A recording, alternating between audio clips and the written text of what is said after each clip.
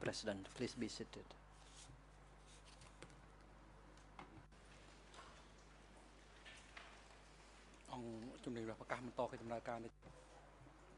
The court is now back in session, and the floor is given to the co-prosecutors to have the last chance to put questions to the expert witness Isa Osman.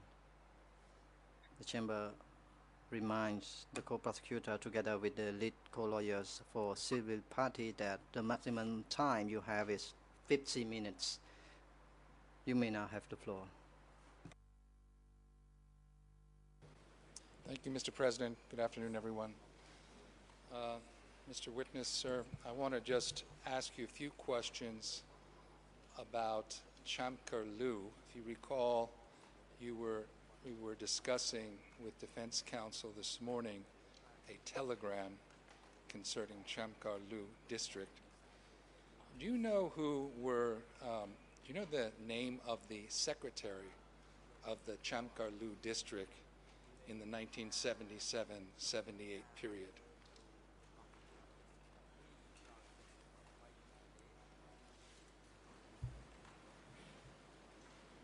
But Kyom's answer.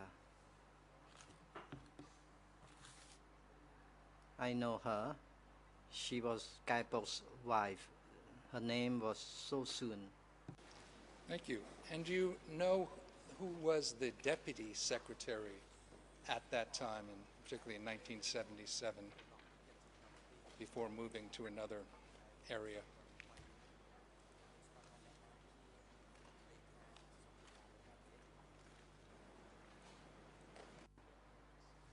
You don't recall? Thank you. Did we get the answer? Did we get the interpretation of the answer? But answer, no. I do not know. Thank you. Now, a name did come up, I believe today and earlier in your testimony, or a nickname, Ho. The gentleman, I use that term, the individual who was in the house where the Cham girls were brought to Treya and who was identified as the district secretary at that time in that district. Do you know where Ho, otherwise known as Ban Siek, where he had come from before going to Krach Chamar district?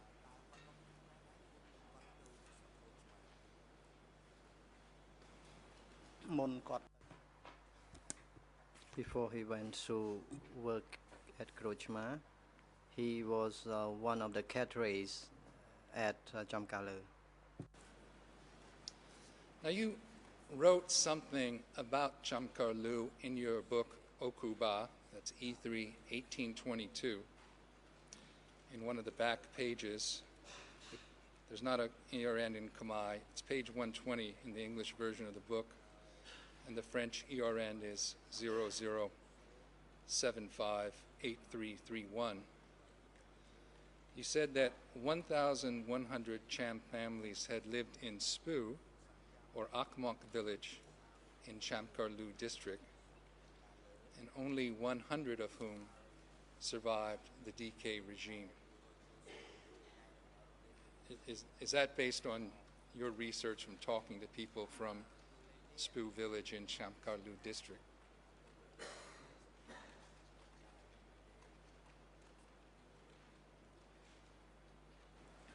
But answer, that is correct. That was the interview I conducted with Oknya or Tycoon Sos Damrai, Kamrai rather.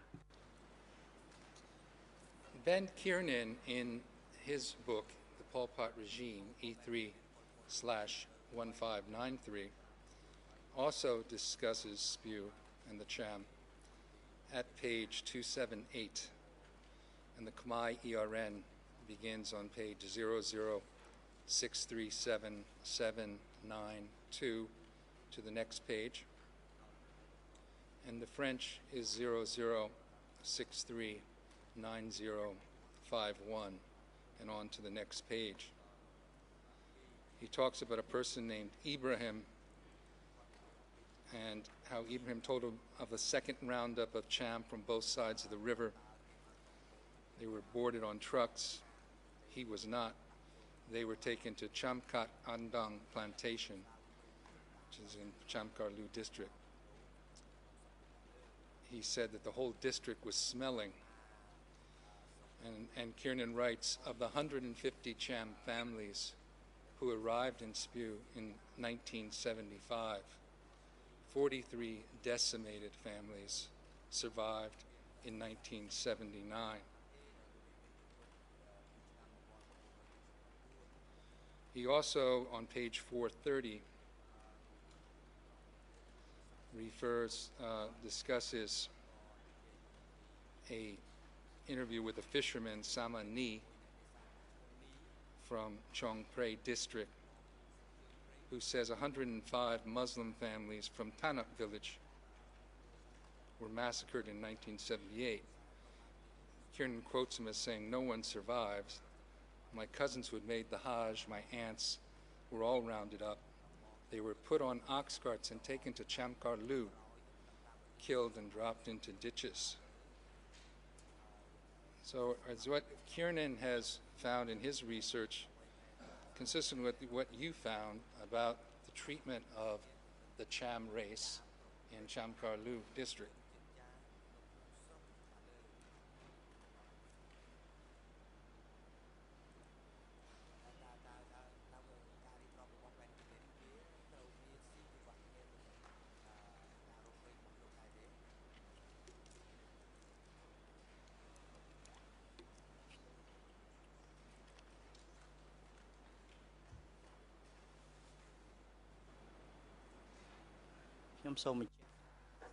Answer. I want to clarify the point that there was a big Cham village named Mok or Spu in Chamkala district. However, during the Khmer Rouge time, Cham did not live only in that particular village. A large number of Cham people had been transferred out of the east zone. After Cham stood up and rebelled, some of them were put in Steng Trong and some were sent to Chamkala or up to Barai district, Kampong Thom province. So the research of Ben Cannon was involving with those who had knowledge of those facts, and they may have been from other regions.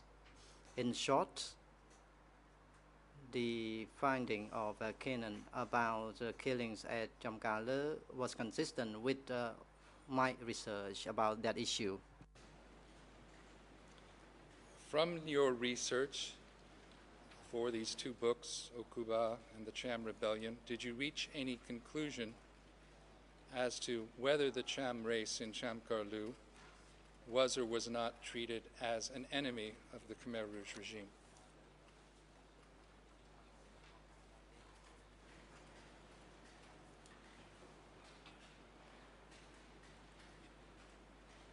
But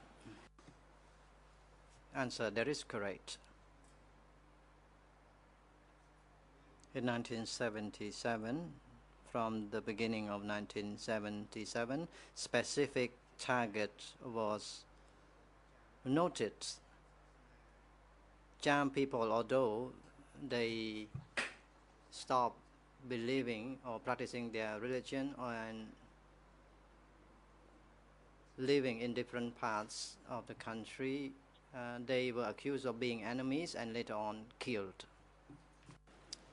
We've also discussed in the last 2 days, again, we've discussed the events of the resistance in Kopal and Svay Klang and the suppression, the disproportionate suppression by Khmer Rouge forces of those rebellions. In your research, have you ever come across anything to indicate that the people responsible for crimes committed against the people of Kopal or Svak Klang were ever punished by the DK authorities, higher authorities, or if in any other way the higher authorities indicated any disagreement with the treatment of the Cham by the local forces?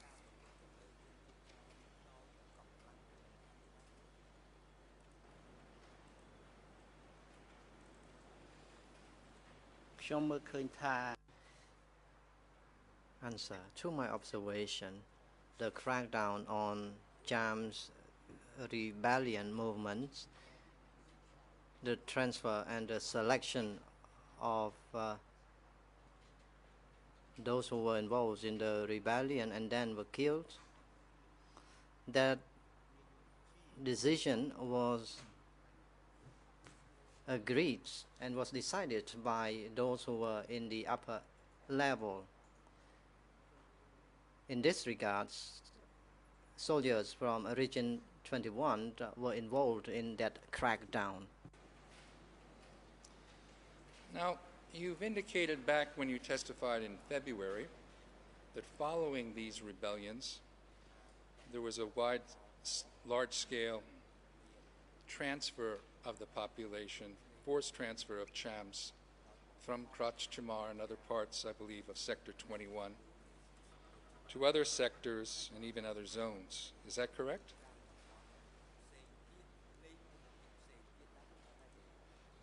You can just answer yes or no.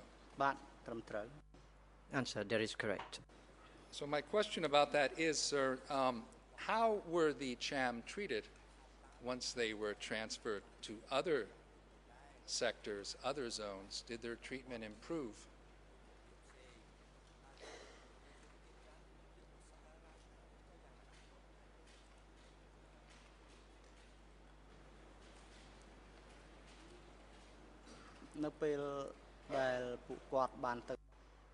Answer. Upon their arrival at the new locations, they were dispersed out of the communities. 2 or 3 families were sent to live in different places from others Cham communities. Some Cham people were separated from their parents, their children. They were living in separate locations. That applies to the young babies and children as well. This dispersion was to observe and scrutinize the Cham people whether or not they stop believing in their religion. And in particular for those who were transferred across the river from the East Zone to Kapok Zone, I think at that time called the Central Zone, how were they treated? How were the Cham people treated in 1977-78 in the Central Zone?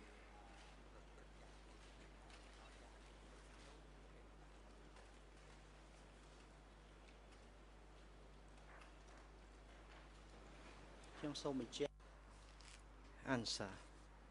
The transfer of Cham people out of the East Zone happened in late 1975, and the situation became worse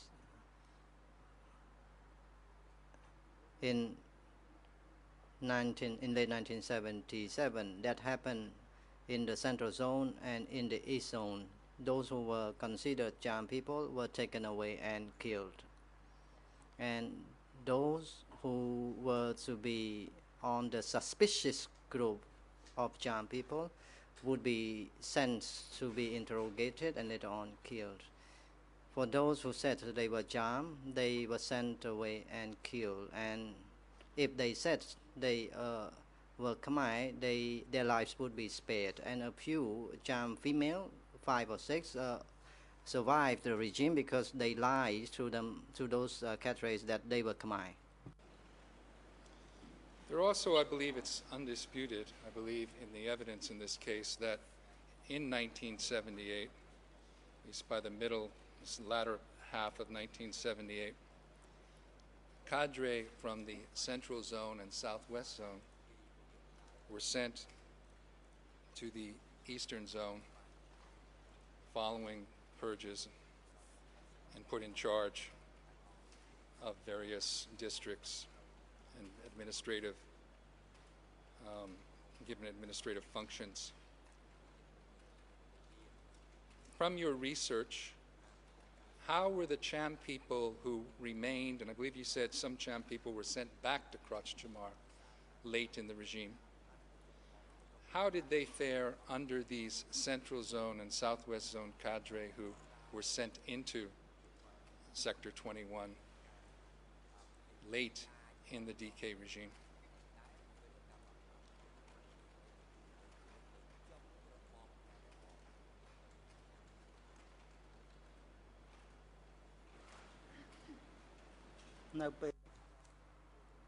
Answer.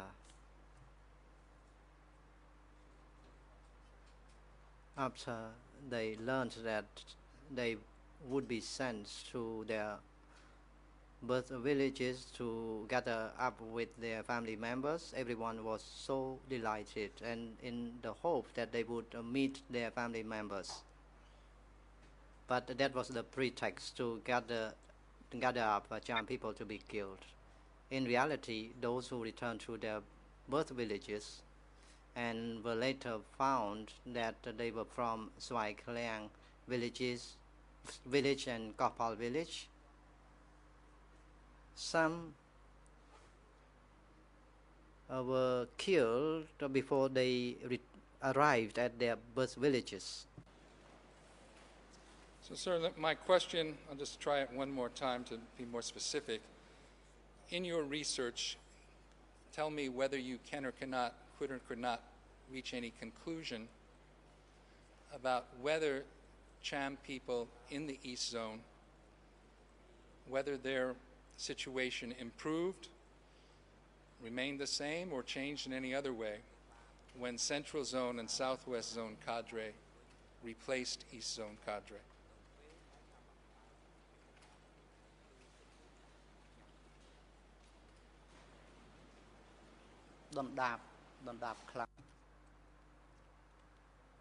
Answer.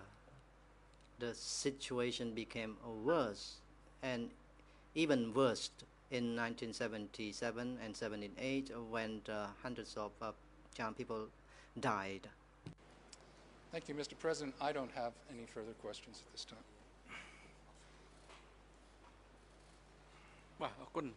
President, thank you. What about lead lawyers for civil parties? Do you have remaining questions to put to this expert witness? If so, please proceed.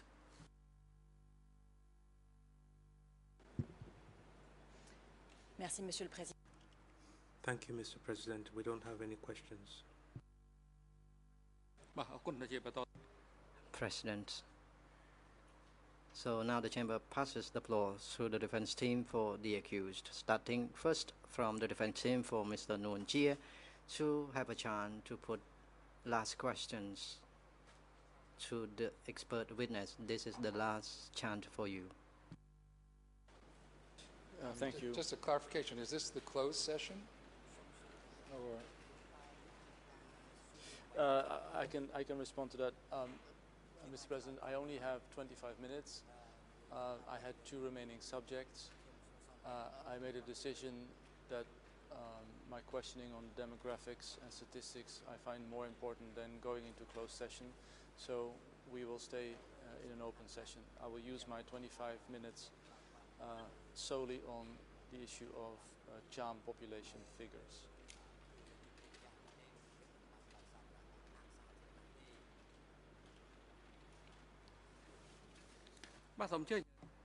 President, please proceed. Unless you want to use the documents that needs to be examined in the closed session. So if it does not needs to guarantee the confidentiality of the investigation, we can hold these hearings in public sessions. And please inform the chamber if you wish to use those relevant documents, then the chamber will proceed to closed session. And Mr. Co-prosecutor, the chamber has decided already that this expert witness, the testimony of this expert witness will be concluded by this afternoon. I have repeatedly reminded the parties, and we need to conclude hearing the testimony of this expert witness. We do not want to delay much of the time. And in our practice, usually we have never heard the expert witness in more than 4 days. And for this expert witness, now it's almost 4 days, or it's over 4 days already hearing him. Thank you, Mr. President. As said, Mr. Osman, I will only focus on the Cham population before 75 and after 79. And what you have said. It's a very complicated topic, so I will guide you a bit through certain figures. It is your position, your expert opinion that before 75 there were 700,000 Cham living in Cambodia, and that after 79 only 200,000 Cham survived. Now let me ask you first, do you know who Jacques Migozzi is? Migozzi.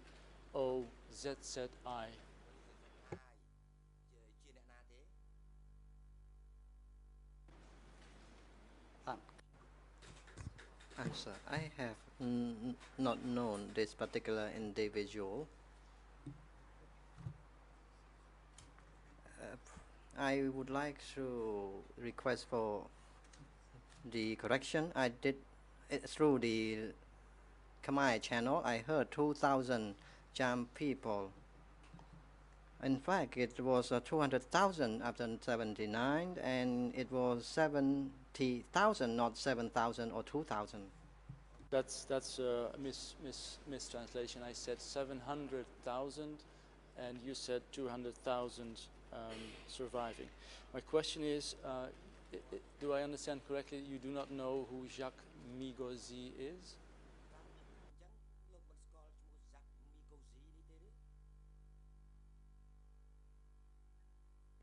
But answer. Frankly speaking, I have not known this particular individual. You are citing him in your own work in Ukuba, E3/1822 on English ERN 0007845. In footnote 6, you refer to the work of Migozzi, Cambodia, Faits et problèmes de population. Facts and population problems. Let me introduce Migozzi to you. He was a French geographer, and Kiernan, Chandler, and also Eva Tabo consider him to be the leading demographer of Cambodia. For reference, Pol Pot regime by Kiernan, E3/1593, English ERN 00678730. Eva Tabo says he was the leading analyst of the 62 census, that is E3/2413 at ERN 003852243. And Vickery describes him as the most thorough demographer working in Cambodia before the war. Migozzi is is a very important person when it comes to the population of Cambodia, and more particularly the population of the Cham. Now, all scholars agree that it was his estimate of the total Cham population in 1970 that it was about 150,000 Cham living in Cambodia. Vickery is saying that Minozi came up with this 150,000 total as a new higher estimate than was normally done. I refer, Mr. President, to document E3/9382.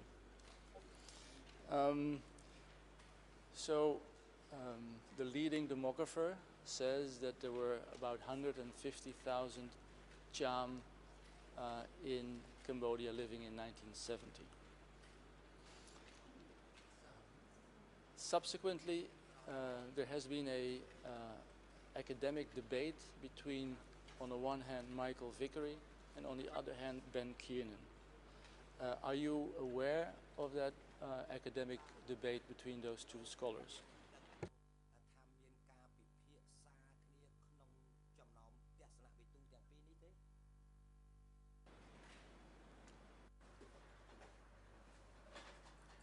No, I was not. However, I read his book. That is the book of each, Vickery and Van Kiernan. As for the individual named Mikosi, that's what I heard. I do not know him. And I use his name Mikosi in my book. That is in reference to the names that Van Kiernan used in his book. I understand. Presuming that you do not know the content of the academic debate between Vickery and Kiernan, allow me to lead you quickly through it. Vickery is heavily criticizing Kiernan. He is saying that that Kiernan has been tinkering or fiddling with statistics in a what he calls tendentious manner in order to prove, as he calls it, a particular political case. Now, of course, the defense would agree with that position. However, what is more important is that the critique that Vickery has on Kiernan is about Kiernan going from 150,000 Cham in 1970 to 250,000 Cham in 1975. Vickery is saying if you're using the normal population growth, you will never reach that figure. Plus, there was a wartime situation, and the Cham were hit in terms of casualties particularly hard. So he is arriving not at a figure of 250,000 Cham in 1975, but around 190,000. The next real count of Cham people was in 1982. They both agree on this. And then through certain calculation methods, they both come on completely different figures. Vickery is saying that the maximum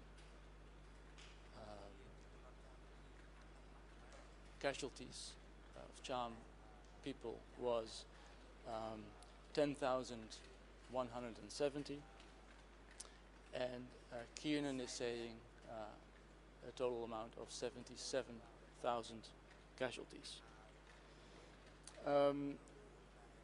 For reasons which are not relevant here now, we're not sure if we entirely agree with Vickery on 10,000. We will argue at one point that it might be less than that. My question to you is, maybe not knowing the particulars of this academic debate, are you aware that Vickery has argued, with, we believe, strong arguments, that the amount of victims was not 200,000 as you said, but a maximum of 10,170?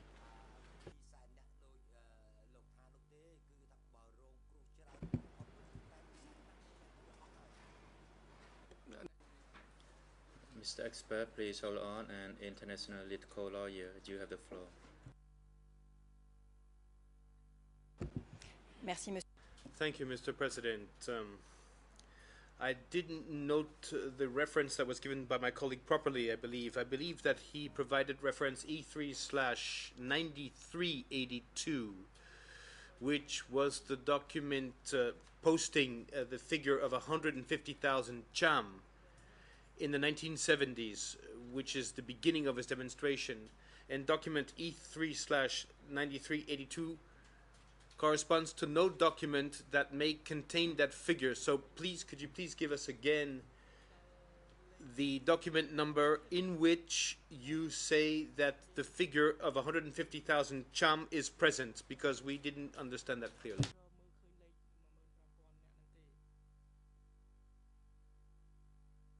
Certainly.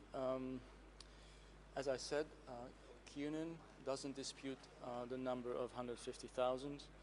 But let's step away from Kiernan and Vickery. Let's refer to Eva Tabot, and she describes in her report the same figure, 150,000 cham, maybe 153,000, but let's keep it on 150,000 cham in 1970.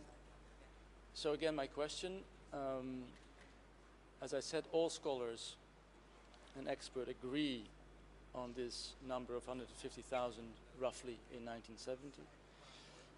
You do not know the exact nature of the academic debate between Vickery and Kiernan, but are you aware at least of the number offered by Vickery as of 10,170 casualties or victims on the cham side?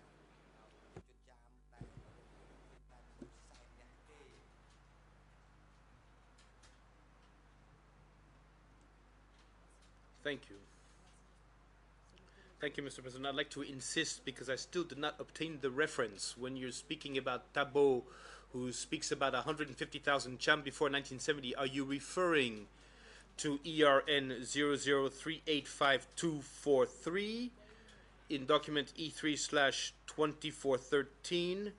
Is that the document we should refer to or not? So could we please have a specific, precise reference? Let us say the document number and the ERNs where you see this figure of 150,000 cham appear, so that we may follow your explanations properly.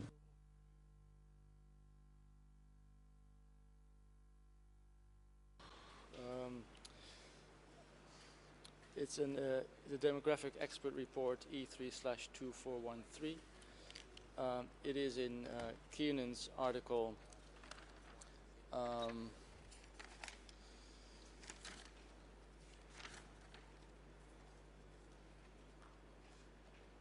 It's in Ben Kiernan E3/1593, English ERN 01149993. The number is referenced in other articles. Again, I would appreciate it if there's no continuous interruptions. Mr. President, help me. Your Honor, perhaps I could be of assistance to counsel. I believe he's misstated what Tabot says and what Kiernan says. If you look at page 49 of the demographic report, that's E3/2413 at 00385311. There's a paragraph that begins with the heading chams. Kiernan estimates the Cambodian population in April 1975 was 249,450. So that's the correct figure for Kiernan's estimate, according to Tabot. I haven't had a chance to look up the references counsel gave to Kiernan, and I'm sure all of us can make this mistake, but I believe the defense is using a different version of Kiernan than we have. So the ERN numbers you're citing, I don't have. I know that there was a correction on that. I'd also ask, because counsel's giving quite a bit of information that he's representing is accurate as to the demographic evidence, I may have missed something, but I understood him to say that there was a count of the Cham in 1982. I don't believe that is correct, but I stand to be corrected. If he could give a cite, I don't believe there was any count of the Cham in 1982. If he could give a cite to that, I would appreciate it. I'm happy to read it all, Mr. President, but it says to address the last point, there is a People's, that is Michael Vickery's article E3/9382. There's a People Republics of Kampuchea's count of 180.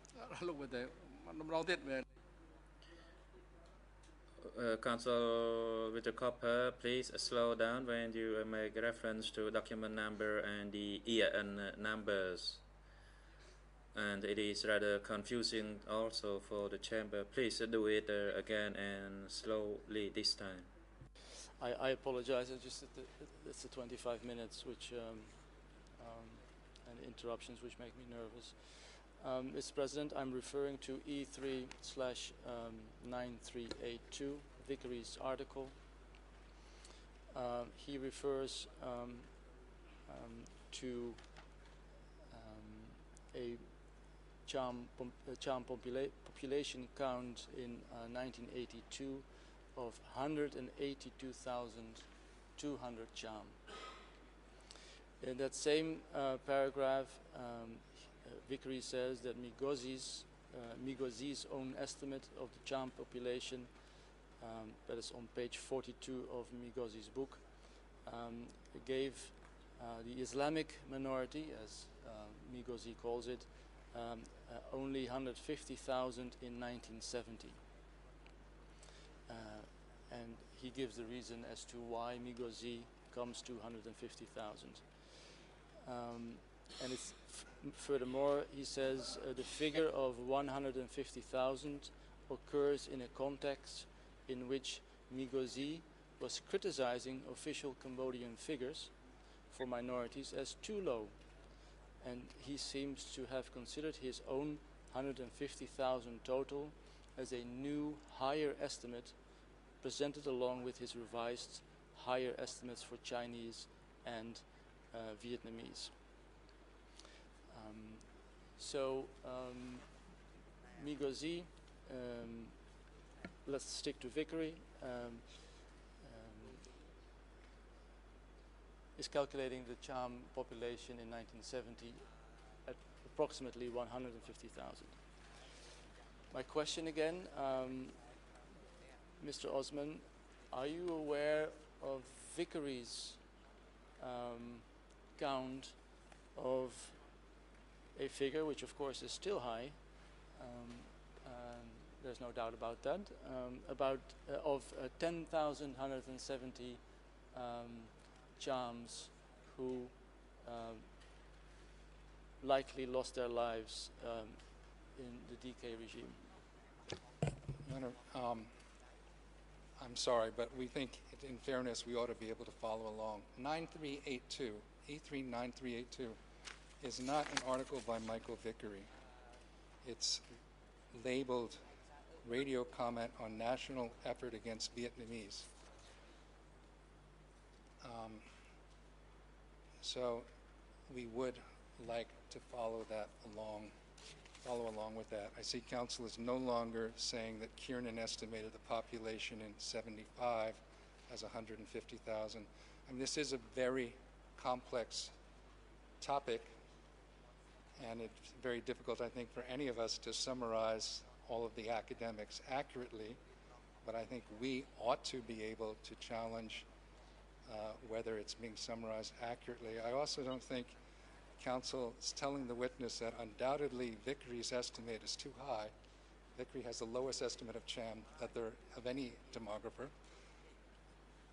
That's not evidence. That's his opinion, and it doesn't belong in the examination of the witness, and there's nothing to support his opinion.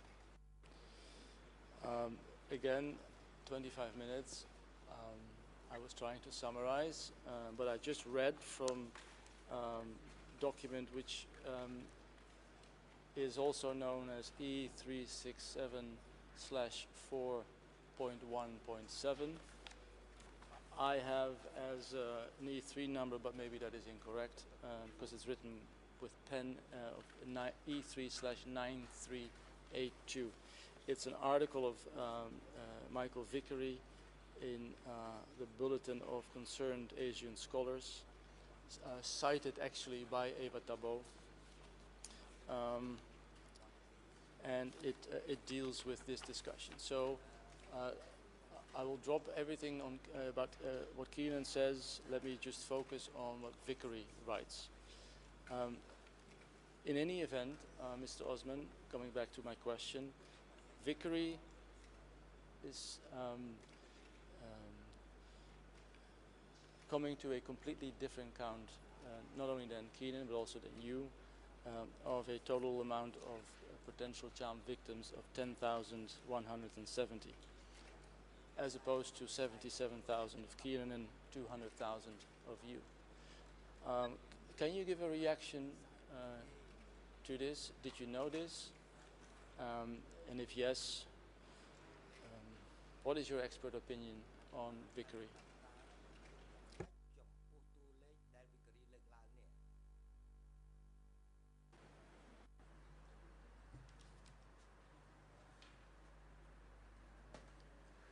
As I stated earlier, I read books by Ben Kennan and Vickery.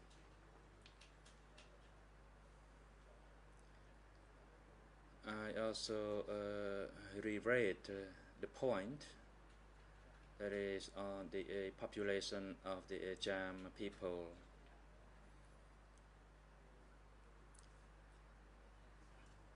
They cited the sources that they hate. However, for my research, I did not rely on their documents or sources, nor did I rely on the figure that the two gave in their respective book. And for that reason, I relied on the accounts of witnesses and the documents that I could find. And I came to a conclusion that my figure is much higher than his.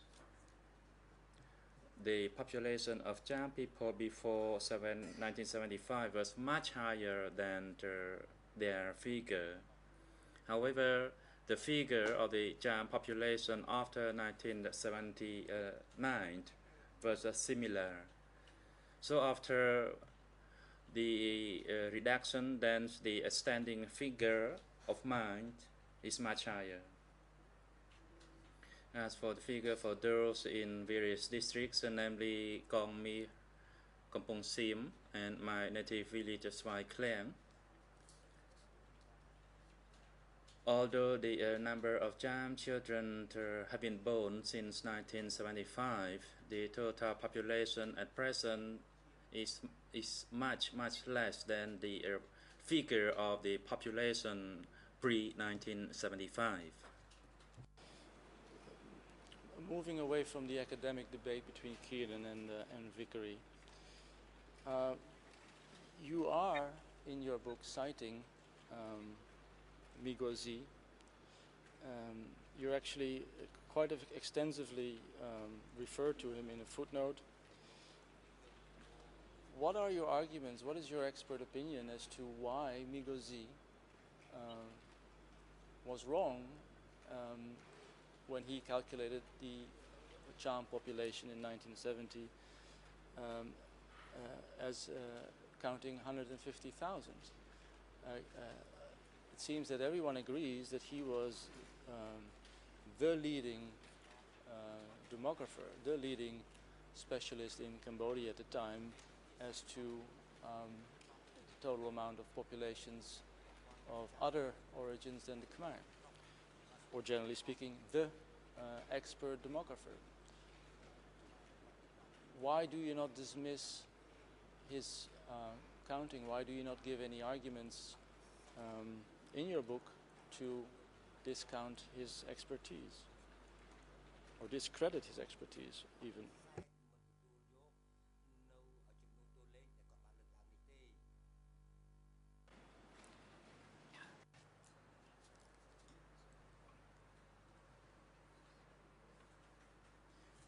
In my book, the content was based on my research.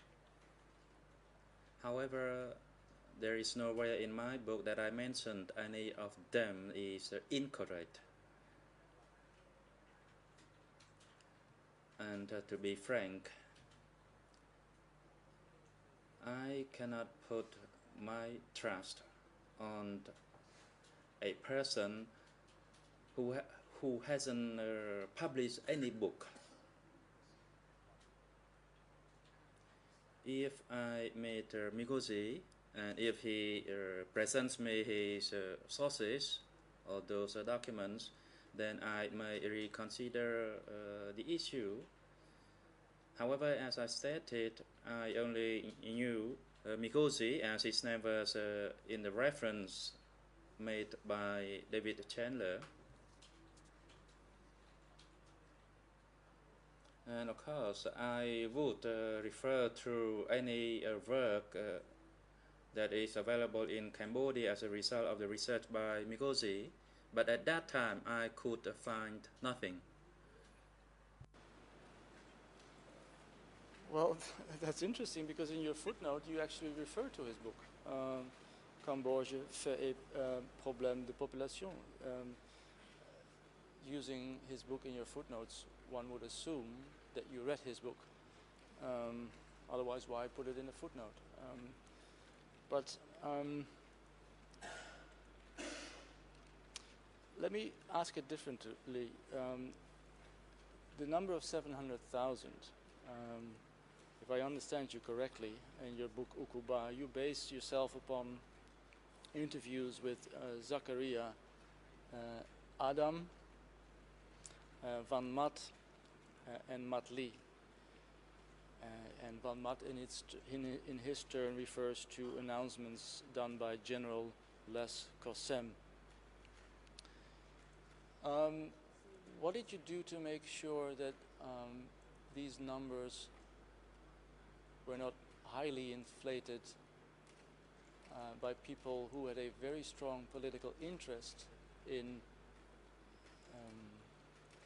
raising the number of Cham as high as they could in order to convince the world that the genocide, between quotes, was indeed as big as they thought it was? In other words, isn't it true that the three people that you mentioned had a very strong ideological and political interest in inflating this number of the Cham population?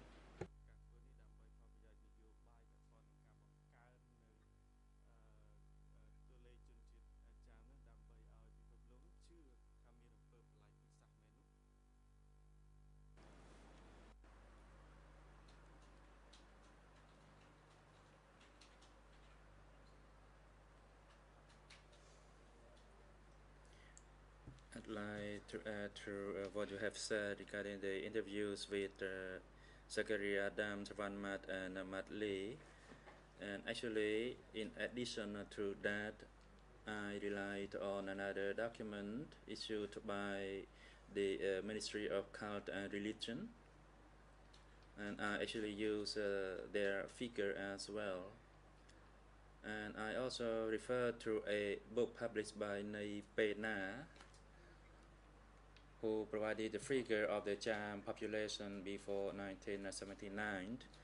I also interviewed Sok Kam Ray, and he provided a similar figure.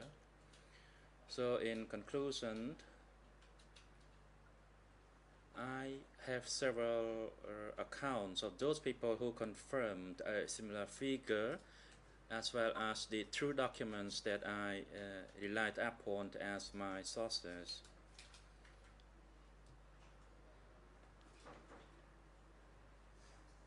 I do not believe there is any interest to inflate the number of the Cham people who were killed during the regime.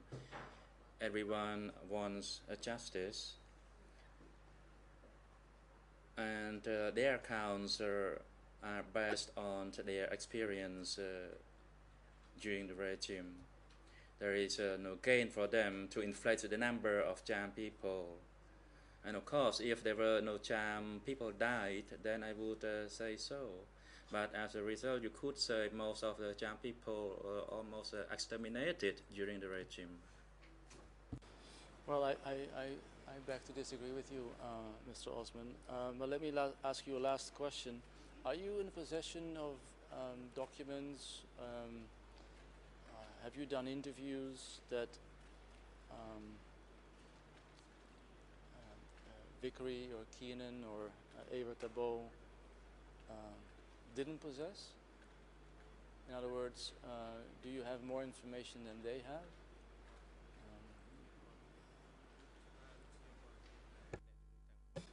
Did you use information that they couldn't?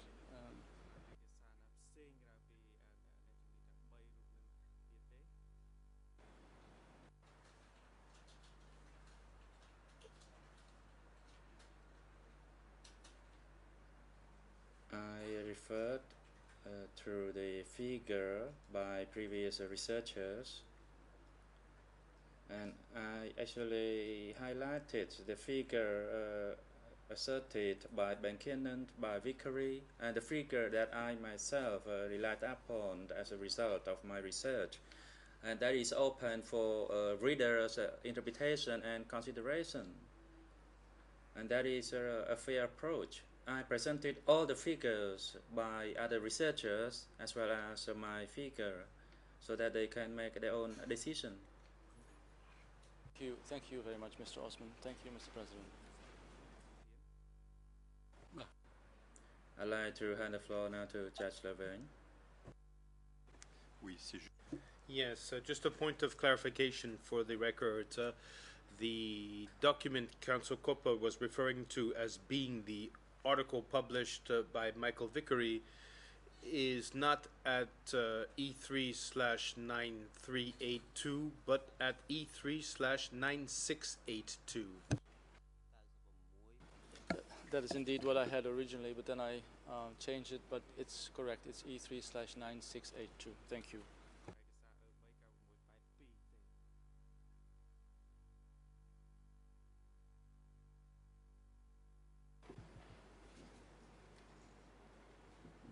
Merci, Monsieur le Thank you, Mr. President. Just a comment also for the transcript, for the record, because reading over this document again, and our interpretation of this document is that the figure provided by Mikosi is of 216,000 and not 150,000. So either I didn't read properly, or maybe our colleague did not explain things clearly, but I wanted to provide the proper reference to the chamber so that it can verify this when it deliberates. So it is document E3/9682 that we just spoke about, and I'm at ERN 01199-597.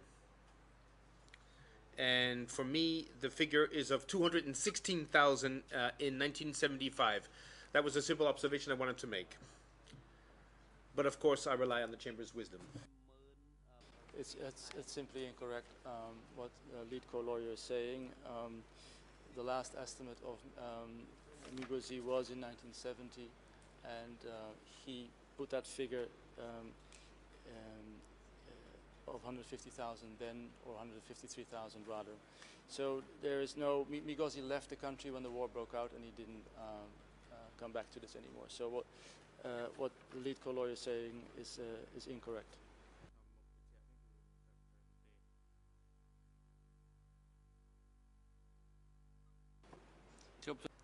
Hold on, lead co-lawyer.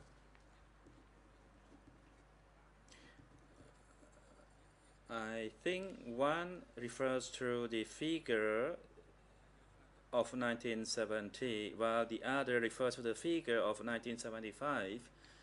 You cannot do a cross-reference of these two figures since they were meant for a different period of time. Through the interpretation, the lead co-lawyer quoted a figure of 1975, while Counsel Copper referred to a figure in 1970, which is a 5 years passage of time, and you cannot cross-check or compare these two figures.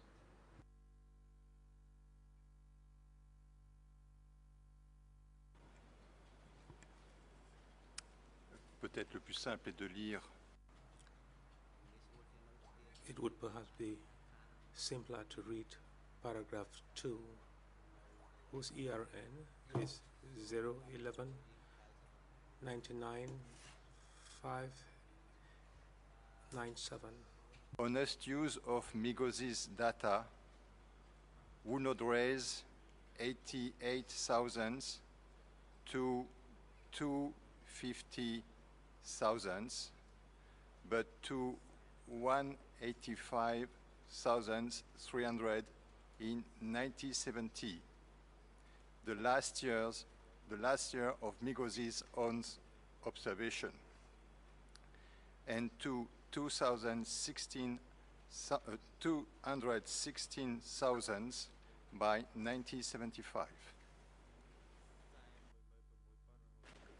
But the discussion is, this is Vickery, and the question how you should read it, that doesn't change the fact that Migozis himself used the rough figure of 150,000.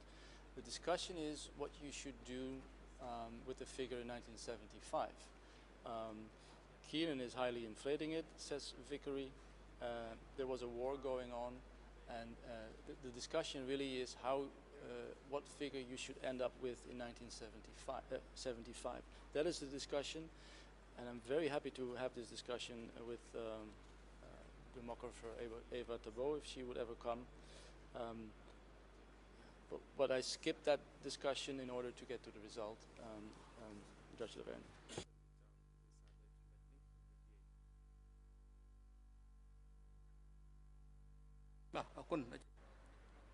President, thank you. And I'd like now to hand the floor to the International Council for Kiew Sampon.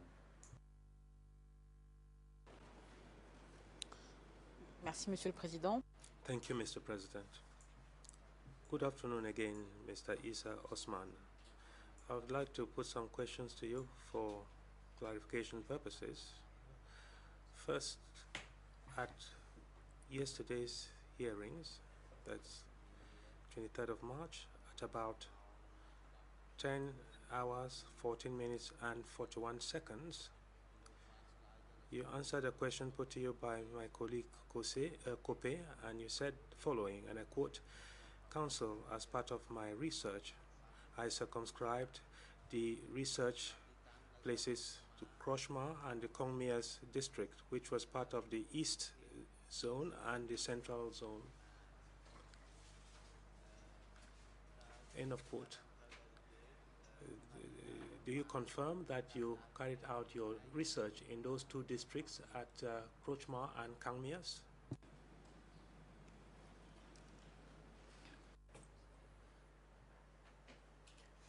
Yes, that is correct. However, I'd like to add more info because it is an additional info besides the two districts, since I also spent time doing research in Kampong Sim and Chamka Le.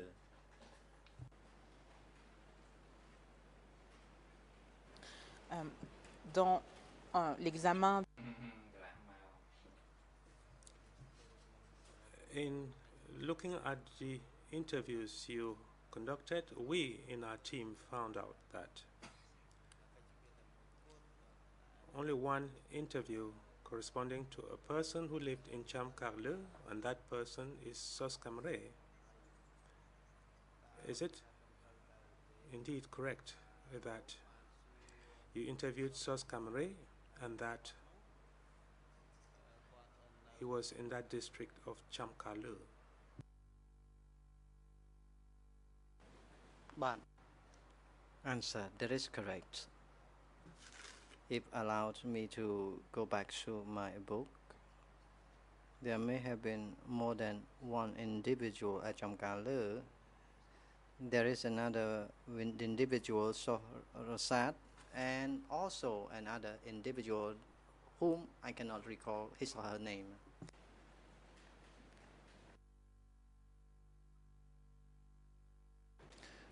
Donc, si je comprends bien, So if I understand correctly, you interviewed 3 persons from Chamkalu. Can you tell us in which books exactly you got that information, or you did research? Based on which books did you carry out such research? Answer: I have interviewed Mr. Sohrosat at Chamkalu, and as for Soh Kamre, to my recollection, I have also interviewed that later Sos Kamre. I may have confused, but I can recall that there is another individual that I have interviewed.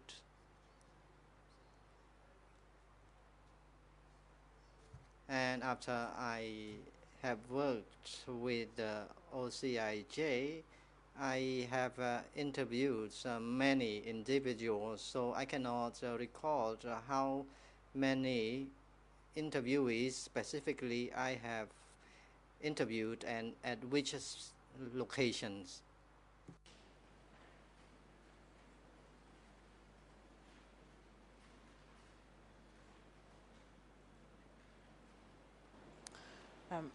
là, je voudrais m'intéresser I would like to focus specifically on the research you carried out for purposes of publishing your books, Ukuba and the Cham Rebellion. And my question to you is as follows. Did you carry out any research on Chamkalu at the time you were writing those books? And if yes, in respect of which of the books? If it is for both books, could you please specify that?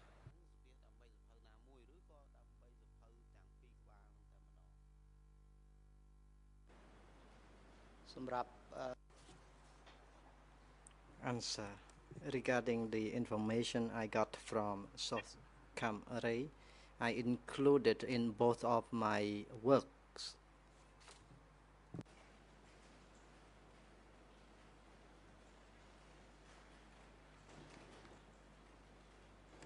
et puisque vous avez indiqué que vous And since you have stated that you also interviewed 2 other persons from Chamkalu, can you tell us in which of your books you included those interviews?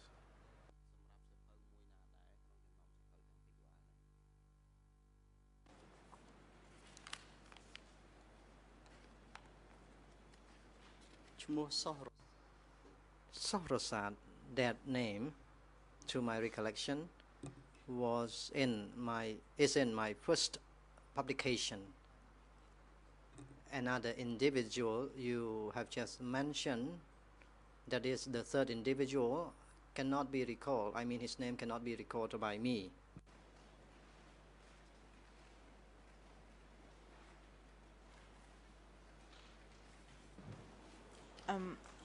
est-ce que il est exact de dire Is it correct to say that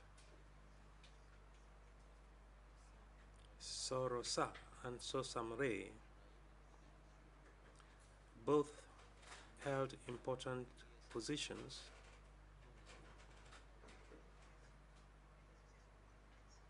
in associations that were in charge of religious affairs?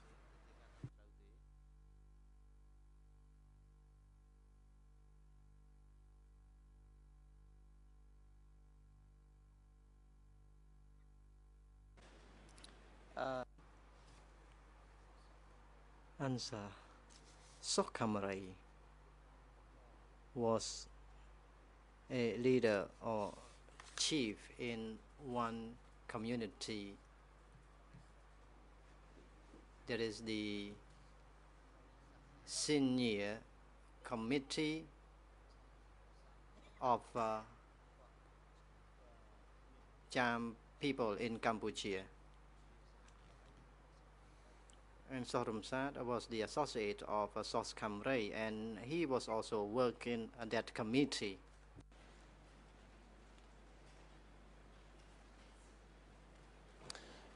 Est-ce que vous avez rencontré Sorosat? Did you meet Sorosat through the intermediary of Sokamre, or you met that person under different circumstances? Answer. It was not because of the fact that Sok Kamray introduced him to me. In fact, I wanted to know about the livelihood of Cham people in Kampong Speu during the Khmer Rouge time. I met villagers in that village, and they referred me to see Sokrosat. Sokrosat used to be arrested and later on was released and survived the regime, and other inmates that were detained with him at the time died and perished. Because I wanted to know about the livelihood of people in Speu, that's why I decided to go and see him, Mr. Rumsat.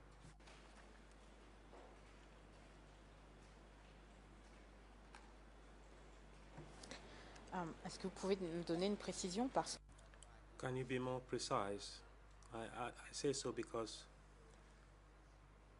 we found a reference to Sok Rosat in your book Ukuba document E3/1822 on page 114. And this is how you described him. That is indeed him. I will continue in English. un villager at Trapengchuk, Bong subdistrict, Bahai district, Kampong Tom province, now a member of Highest Council for Islamic Religions Affairs in Cambodia, at kilometer 8, etc., etc., pour son adresse. Donc, ma question est la suivante. Est-ce que c'était son expérience à Trapengchuk ou à Chamkarle qui ressortait de son entretien avec lui?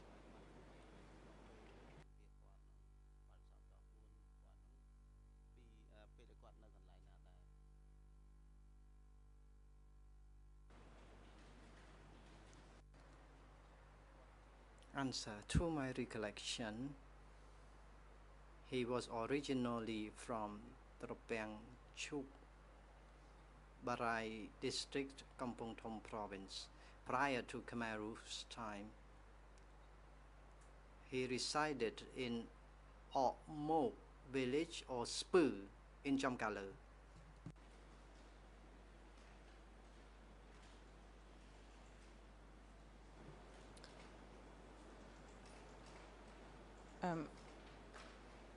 Dans ces conditions, Under those conditions, if I understood correctly, during the period of democratic Kampuchea, he was no longer in Chamkalu.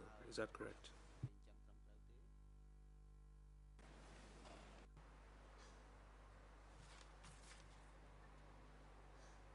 Answer. I cannot remember all the accounts he told me, considering the period between 2006 and 2016. I may have not recalled everything. I have not only interviewed one individual interviewee, but many hundreds of them, so I cannot recall all the detail of their stories.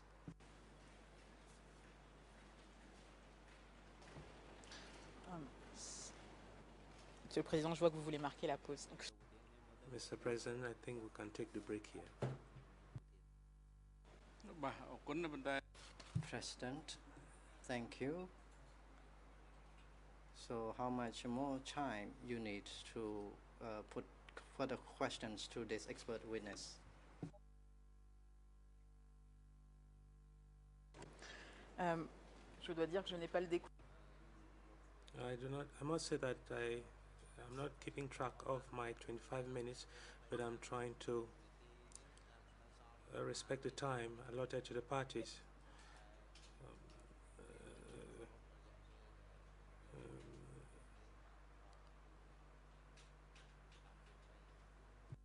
On m'indique qu'il y aura I'm being told that I still have about 10 minutes.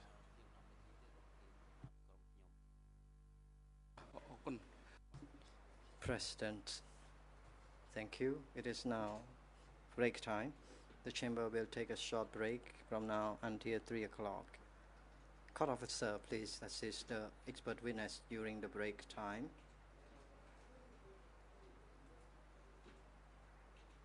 And please invite him back together with the legal officer from the OCIJ back into the witness stand at 3 p.m. The court is now in recess.